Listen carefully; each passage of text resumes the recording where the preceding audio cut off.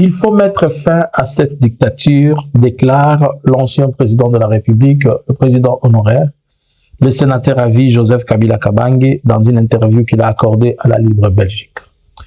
Bonjour, bonsoir. Nous vous saluons de partout où vous êtes en train de nous suivre. Nous, c'est Analysons Congo. Nous venons ce matin et ce soir du 23 mars 2026 pour analyser avec vous un événement trop capital. Likez, partagez, ne manquez pas de nous suivre sur toutes nos plateformes. Suivez-nous sur Facebook, sur YouTube et sur TikTok. Alors, une interview a été accordée à l'ancien président de la République démocratique du Congo à partir de la ville de Goma. Goma qui est le siège, où Goma est la capitale, nous pouvons dire, de la révolution de la République démocratique du Congo. Nous allons un peu prendre des éléments forts et nous allons parcourir ensemble cet échange. Alors, l'interview s'est fait le 20 mars dernier, c'est-à-dire il y a 3 jours qu'il y a eu cet entretien-là. Et l'entretien, nous allons un peu parcourir ensemble des choses. Voilà, la question numéro 1. Monsieur le Président, une frappe de drone a tué une employée française de l'UNICEF et des civils congolais le 11 mars dernier à Goma, pas très loin de votre résidence. Pour de nombreux observateurs, vous étiez le cible. Comment vivez-vous cette situation? La réponse de Joseph Kabila est dit, on a toujours été visé par le régime de Kinshasa. Est-ce que j'ai été la cible personnelle? C'est une question. Est-ce la population congolaise qui est visée, comme elle est à l'est depuis 2 mois, Massissi, Rutshuru, le Haut-Plateau, partout ailleurs, des enquêtes sont en cours. Il répond à la question qui lui est posée par rapport au dronage. Est-ce que c'était lui qui était ciblé? Mais la sortie de la réponse de Kabila, c'est dit, je n'étais pas la cible, ou je suis la cible. Donc, il n'a pas dit qu'il était la cible, ou il n'a pas dit qu'il n'était pas la cible. Mais il a dit et il a retourné la question, est-ce que j'étais la cible? Ou bien c'est la population qui est ciblée? Puisque vous parlez de ces dronages, puisqu'il s'agissait d'une cible potentielle qui était moi. Mais le drone bombarde tout le jour. D'abord, avant que je n'entre dans l'analyse, je vais me permettre de vous faire comprendre quelque chose. Cette sortie n'est pas seulement une sortie communicationnelle. À chaque fois, le style de Joseph Kabila, c'est parler et mettre au point des éléments importants par rapport à quelque chose qui se passe. Mais vous allez vous rappeler qu'il y a eu beaucoup de rumeurs tout autour de ce soi-disant la vie ou la mort. Et nous vous avons dit plusieurs fois que Joseph Kabila n'était pas mort, il était vivant. Les uns ont commencé à dire qu'il était devenu sans abri ou je ne sais quoi. Mais il vous fait comprendre qu'il n'est pas sans abri au travers ceci. Vous comprenez qu'il est en République démocratique du Congo, il est à Goma.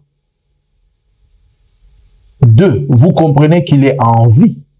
Et 3, il s'adresse, au travers cet article, il s'adresse à presque, je dirais, 4 personnes. Il s'adresse d'abord à la population congolaise dont il veut retourner cette confiance.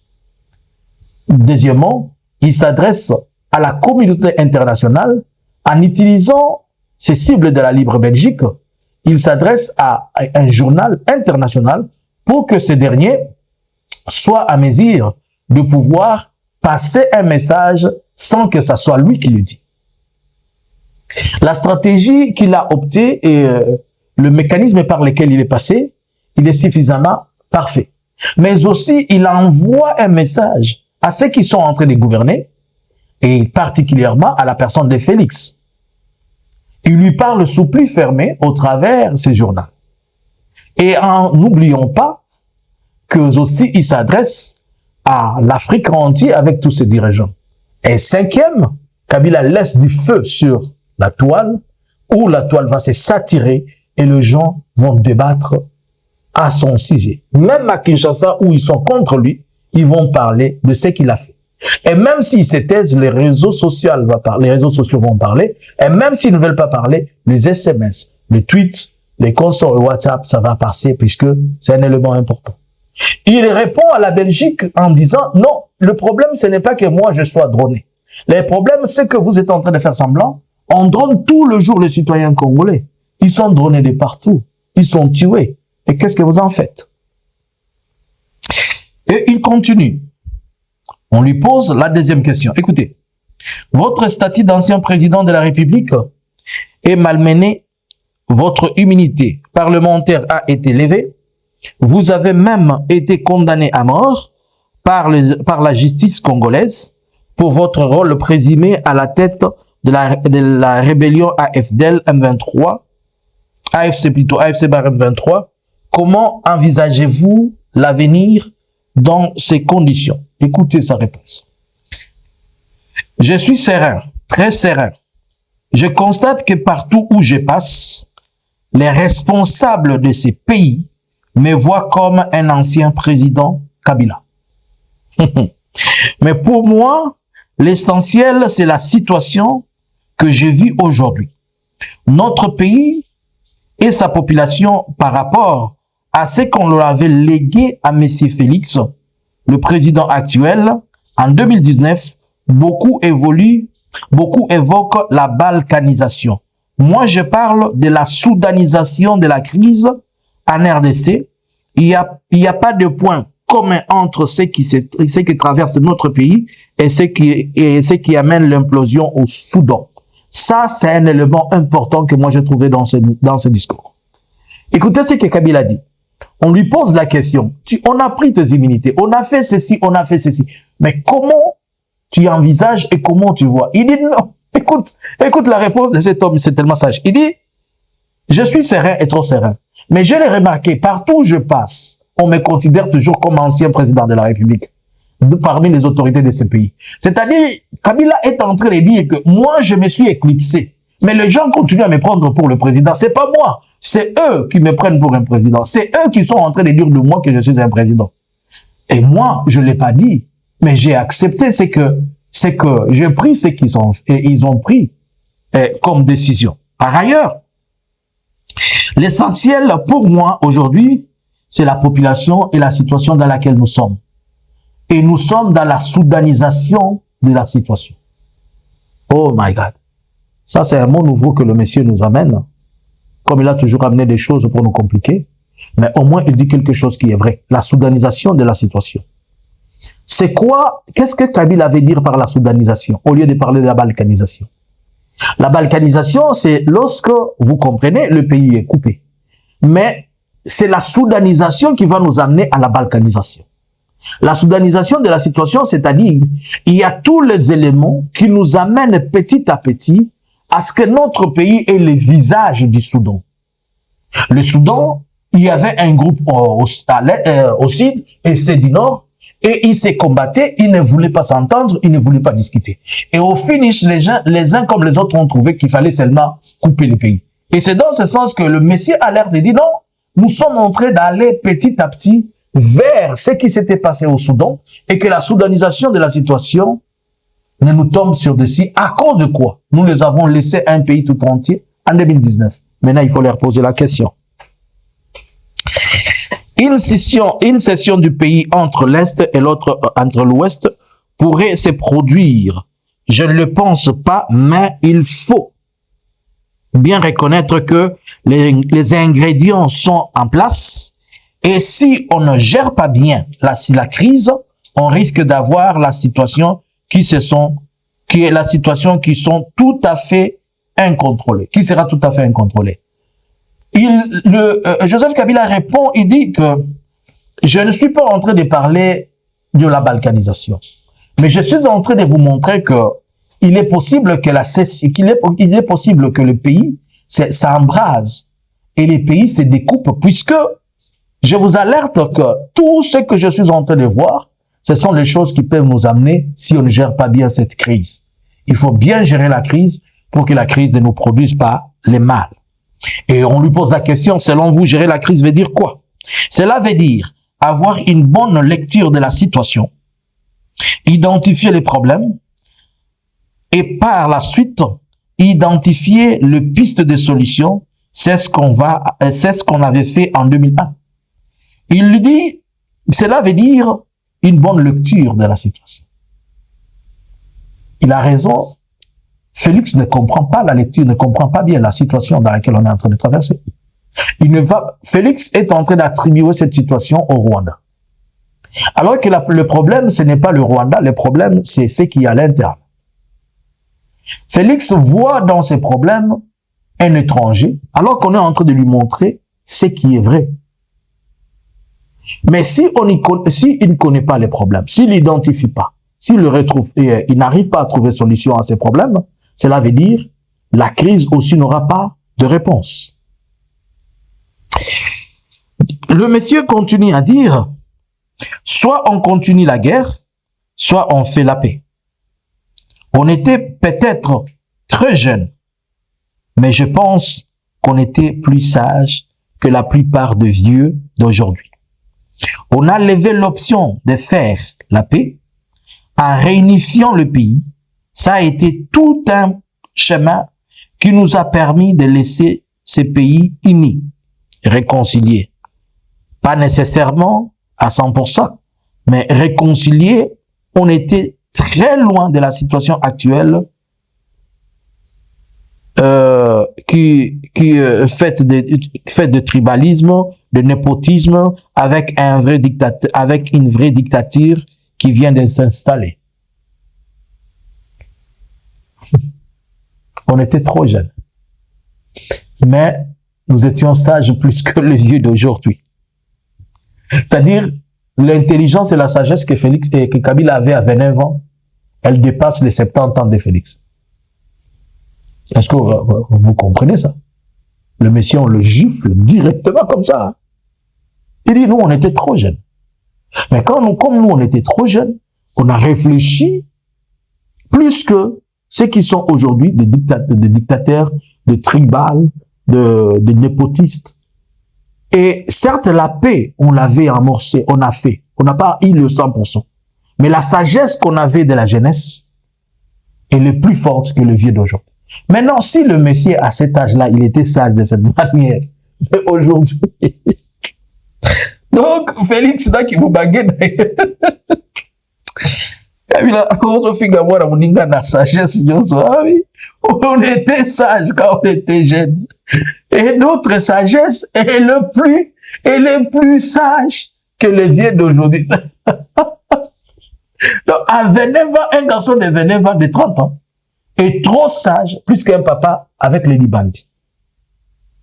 Oh mon Dieu. Et là, on comprend que la sagesse, c'est pas question d'âge. Hein. C'est un don de Dieu. Nous pouvons seulement dire que Dieu lui avait fait un don d'être très sage, un don de vivre et de comprendre les choses. Pensez-vous qu'avec le pouvoir actuel, on puisse emprunter le même chemin et opter pour la négociation de paix? Il répond, la guerre, c'est un choix. Et la paix, c'est un choix. Je me réfère aujourd'hui à ce qu'on a vécu en 2001. Parce que c'est la situation inédite sur le continent, avec plusieurs armées étrangères sur le territoire national, deux mouvements rebelles qui avaient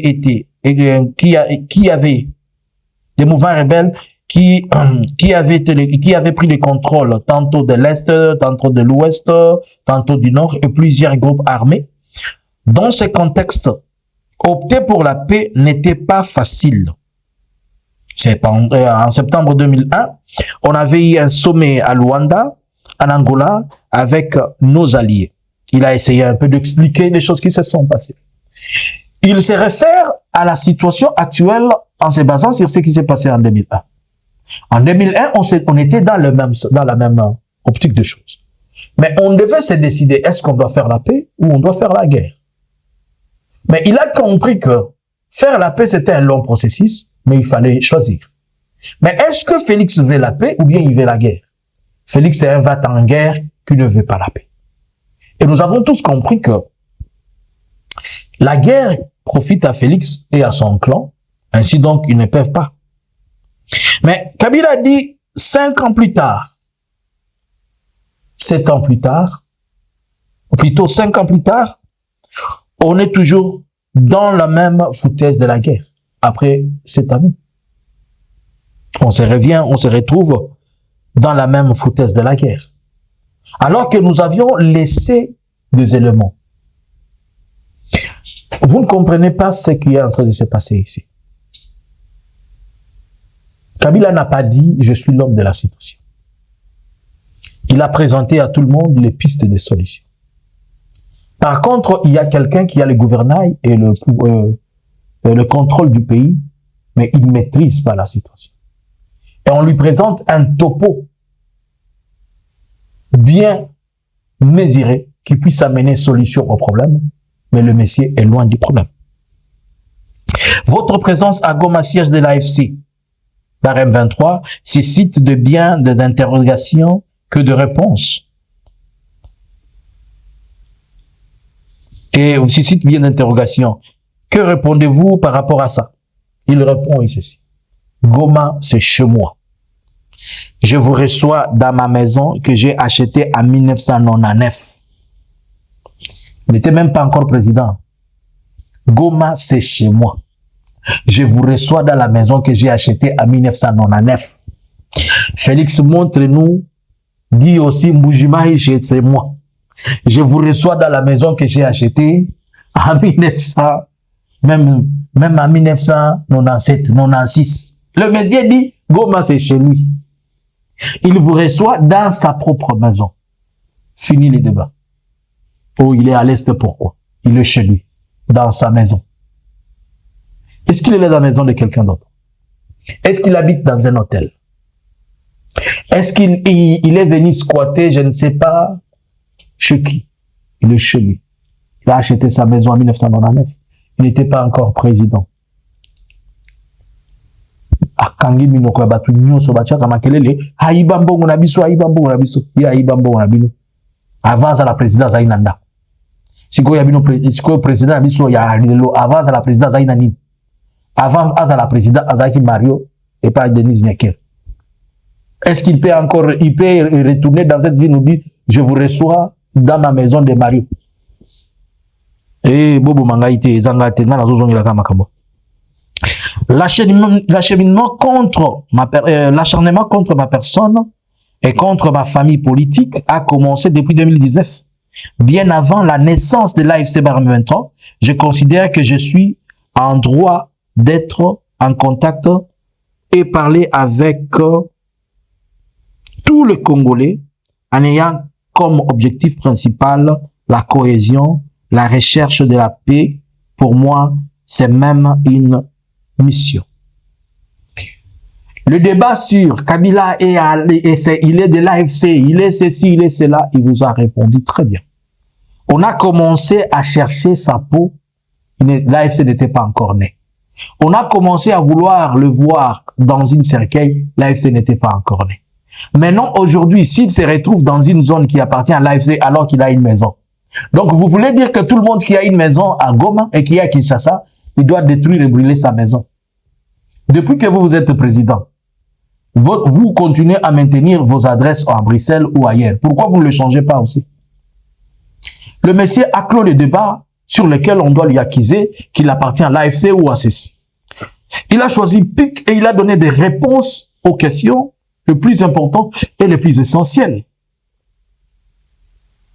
Cette réponse est pour dire je ne suis pas membre de l'AFC. Arrêtez de m'embrouiller, de me déranger sur l'histoire de l'AFC M23. Je suis à Goma puisque c'est chez moi. Je suis un ancien président de la République. Je peux parler avec quiconque a besoin de moi pour la paix. Et surtout que les gens continuent à voir à moi cet ancien président de la République. Et maintenant, si ma maison est à Goma, je ne dois plus venir y habiter. Je ne dois plus rentrer chez moi puisqu'il y a un frustré qui est à Kinshasa.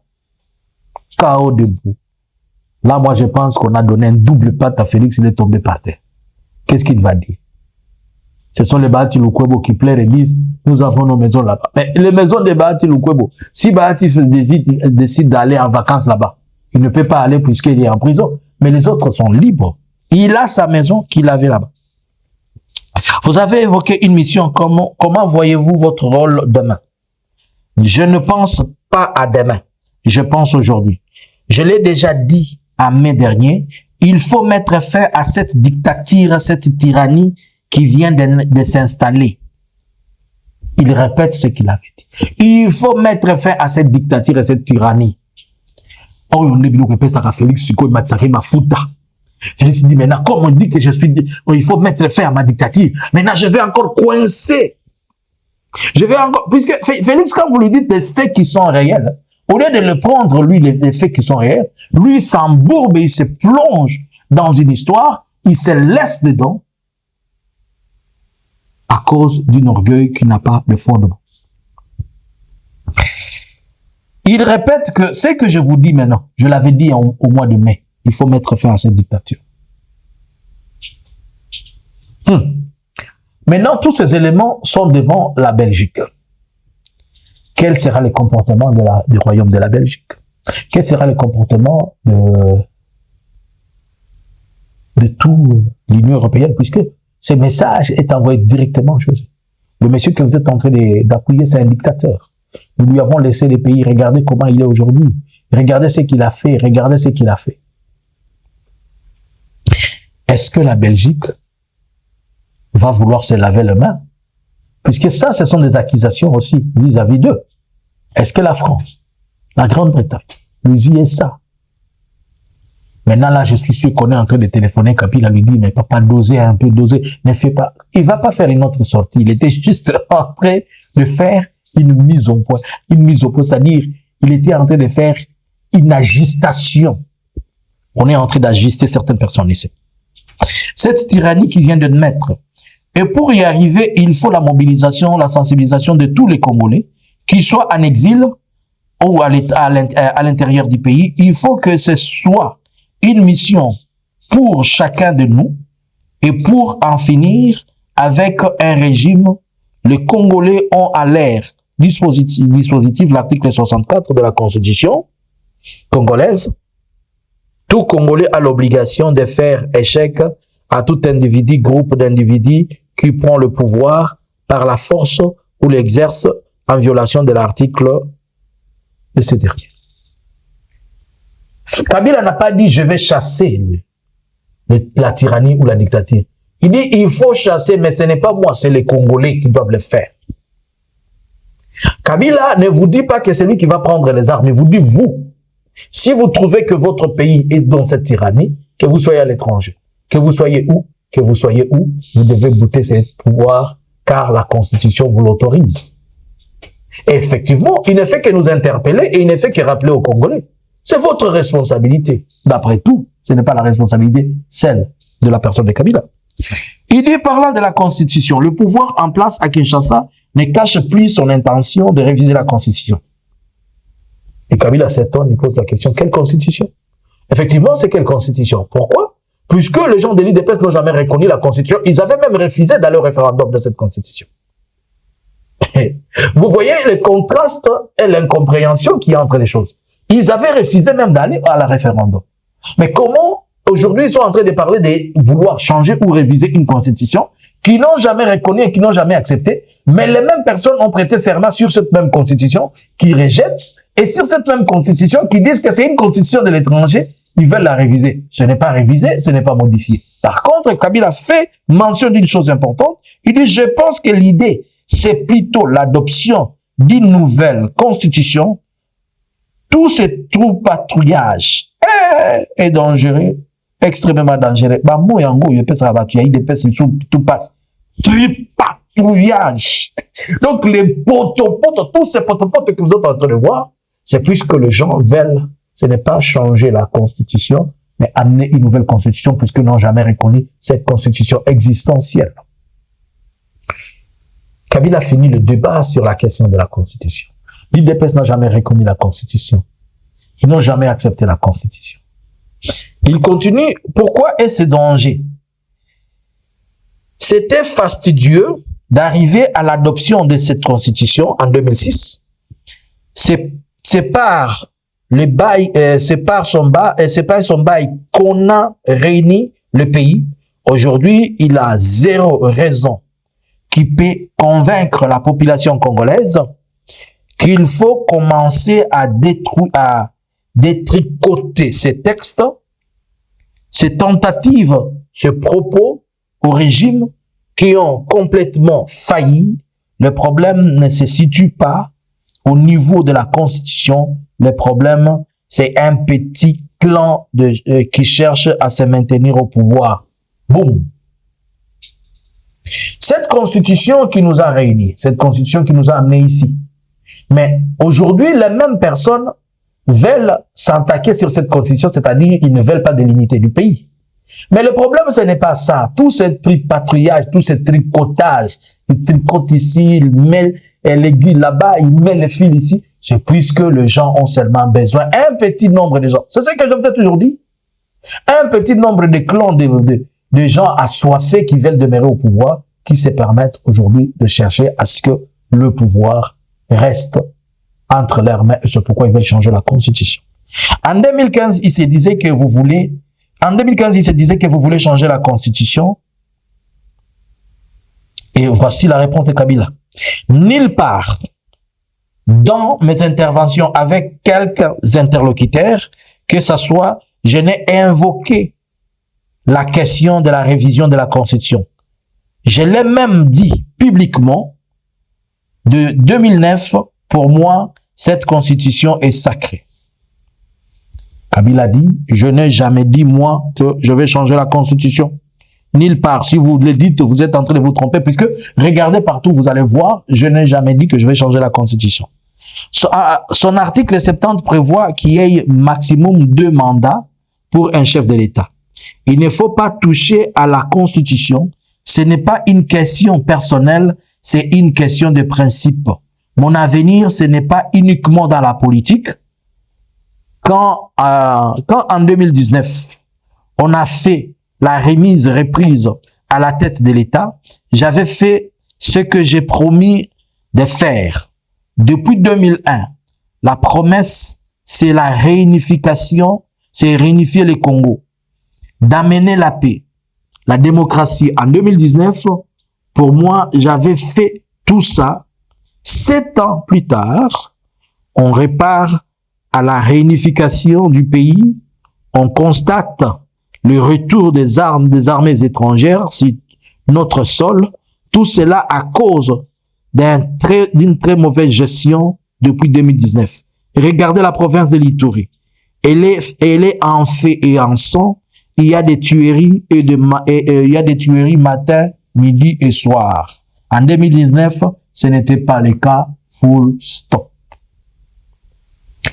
Il vous montre, en conclusion, Kabila fait une conclusion en disant, quand moi j'ai pris le pays, j'ai travaillé pour que le pays soit unifié. Mais je vous dis et je vous fais comprendre que mon avenir n'est pas seulement dans la politique. Si vous êtes en train de penser que je vais revenir au pouvoir. Le Messie dit, son avenir n'est pas seulement dans la politique, mais le pays doit être quand même en paix.